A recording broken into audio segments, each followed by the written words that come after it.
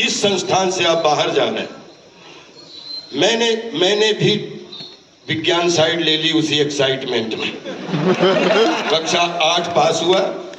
मेरे डॉक्टर जो सरदार पटेल में पढ़ता था शाहजहांपुर में, तो बोले क्या लेना चाहते हो, तो मुझे लगा अंग्रेजी बोलने में थोड़ा इंप्रेशन बढ़ जाएगा, तो मैंने कहा I want to read science. तो बोले नहीं रीड तो ठीक है बेटा, स्टडी क्या करना चाहते हो? खैर मैंने कहा साइंस पढ़ना चाहता हूँ सर। क्या बनोगे? मैंने कहा कि सब बोल रहे हैं कि मैं डॉक्टर बन सकता हूँ। तो बोले कि अच्छा। खैर हमें साइंस मिल गई, हमने 9th किया 10th किया, सब कुछ पढ़ने का मौका मिला। जब 11th आया राजकीय इंटर कॉलेज में पहुंचा, तो मुझे एक कंडीशन आ गई कि आप मैथमेटिक्स लेना चाहते हैं कि बायो लेना चाहते हैं, कि फिजिक्स और मैथमेटिक्स एक साथ होंगे, ऐसे ही होता है ना, और बायो और केमिस्ट्री एक साथ होगी। तो मैंने कहा कि केमिस्ट्री में क्या है, उसमें लैब वगैरह सब ज्वाइन करनी पड़ेगी। ओके। तो मैथ मेरा वैसे ही कमजोर था, क्योंकि दिमाग मैथ से ज्यादा चलता है। तो मैंने कहा नहीं सर बायो लेंगे, क्योंकि मुझे जल जंगल जमीन पर्यावरण पहाड़ी पर्यटन के बारे में मुझे बहुत अच्छा, मुझे ऐसा लगता है मैं अंदर से जंगली ही था। तो बोले ठीक है आप बायो से पढ़ना शुरू हुआ। 6 महीने के बाद में आई थिंक लैब सब बच्चों की शुरू होती है।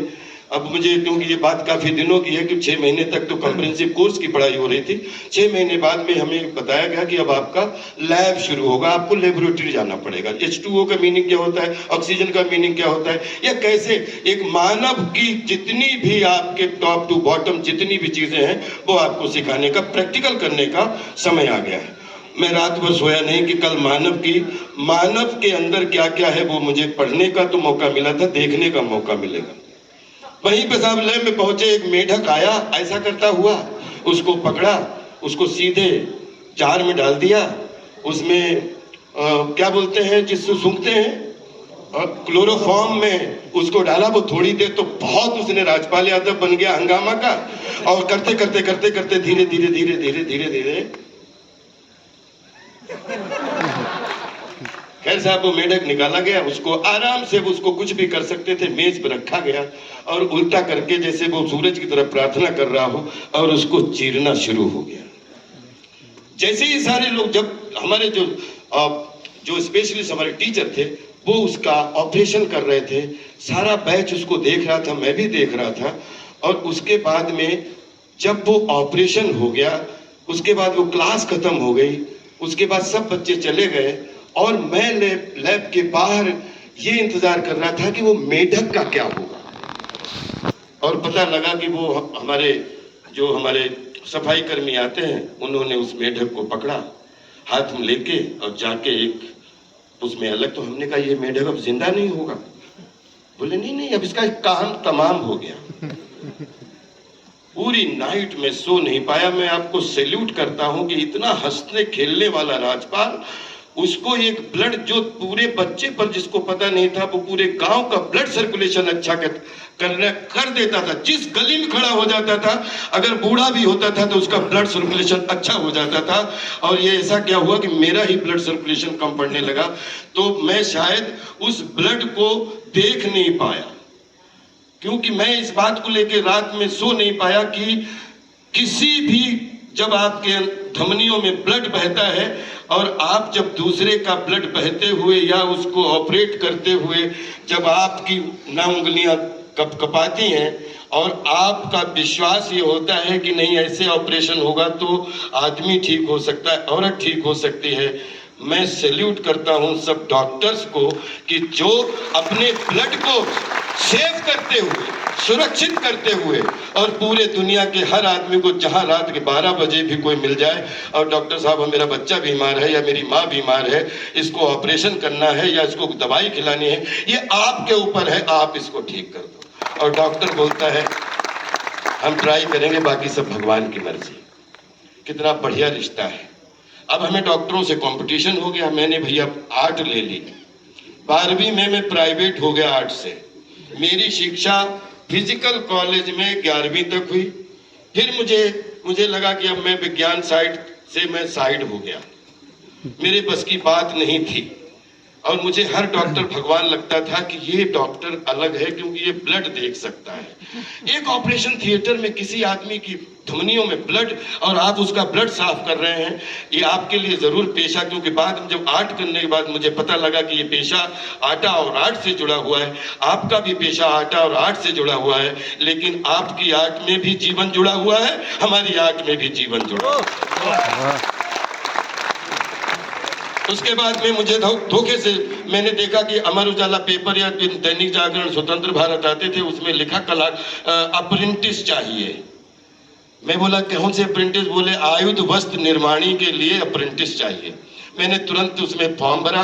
4000 बच्चे बैठे। सौभाग्य समझो, या आप लोगों को हो सकता है कभी कभार बोलते हैं लंगूर के हाथ में हूर लग जाती है, वैसे कोई अपॉर्चुनिटी भी लग जाती है, और मुझे एडमिशन मिल गया भारत सरकार रक्षा मंत्रालय के अंतर्गत चलने वाली आयुध वस्त्र निर्माणी, जिसमें भी सिलाई थी, मेढक में भी सिलाई थी, उसमें भी सिलाई थी, लेकिन मैंने सेना के लिए कपड़े सिलने का, इंजीनियरिंग टेलर का जब पहला काम शुरू किया, तो मुझे वो मशीनों के द्वारा कपड़ों की सिलाई करने में जो मजा आने लगा, मैं उसमें इतना रम गया। मैं 29वें बैच का पास आउट हूँ, और उसमें जब हमसे लोग पूछते हैं कि आप एनर्जी कहाँ से लाते हो, तो बिलीव करिए कि हम लोग जरूर भारत सरकार रक्षा मंत्रालय के टेलर थे, इंजीनियर टेलर थे, लेकिन हमें हमेशा इस बात के लिए सावधान रखा जाता था कि कोई भी देश पे अगर मुसीबत आए तो 3 महीने की एक बहुत छोटी सी सूक्ष्म ट्रेनिंग करा के आपको बंदूक पकड़ा के आपको बॉर्डर पे जाना पड़ सकता है।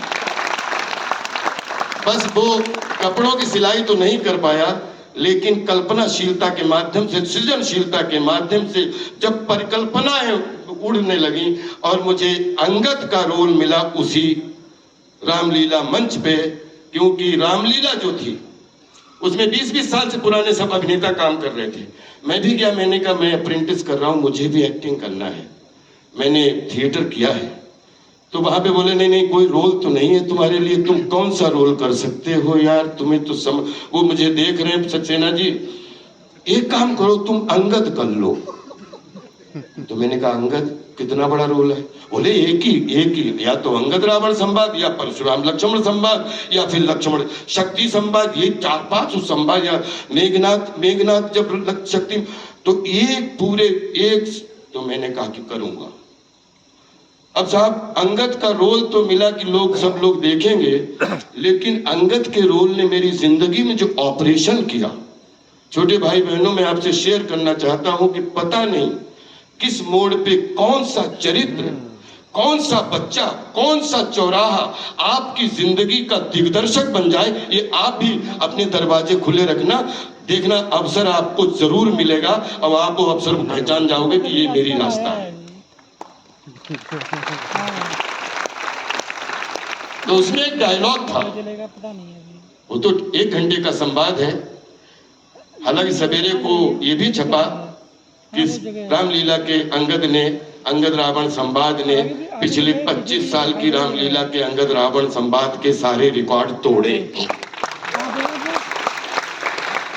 उसमें एक डायलॉग था, ये विश्वास है, क्योंकि आप ये लाइन अगर आप याद रखोगे तो आपका विश्वास अगर आपके हाथों में है तो दुनिया की हर चौखट आपको नमन करेगी, आपको चूमेगी, क्योंकि दीक्षांत समारोह है, गाना बजाना और जो लैला में लैला, ये तो जिंदगी की एक ऐसी कहानी है कि हमारी संस्कृति में म्यूजिक है, संगीत है, हर गली में मनोरंजन है।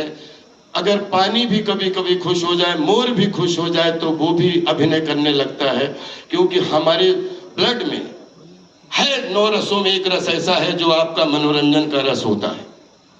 तो उसमें एक डायलॉग ने मेरी जिंदगी बदल दी कि जब वो रावण बोलता है कि इस बानर को पकड़ो और इसको जरा इसकी पूंछ को करके, और इसको, वो तो उसमें है कि जरा इसको जलवाओ, इसके जरा बदन को सुलझाओ, झुलसाओ, तो पूरे दरबार में देता है चुनौती की, मेरा ये पांव चलायमान कर गोई असुर कुमार गया, तो रामचंद्र फिर जाएंगे, मैं सीता जी को हार गया।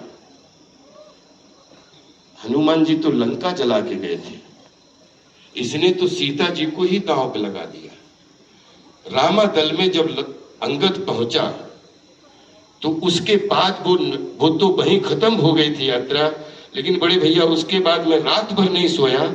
मैंने कहा कि जो आदमी रावण के बराबर सिंहासन बना के अपनी पूंछ से बैठ जाए, शंकर स्वयं केसरी नंदन जिन्होंने जलवायु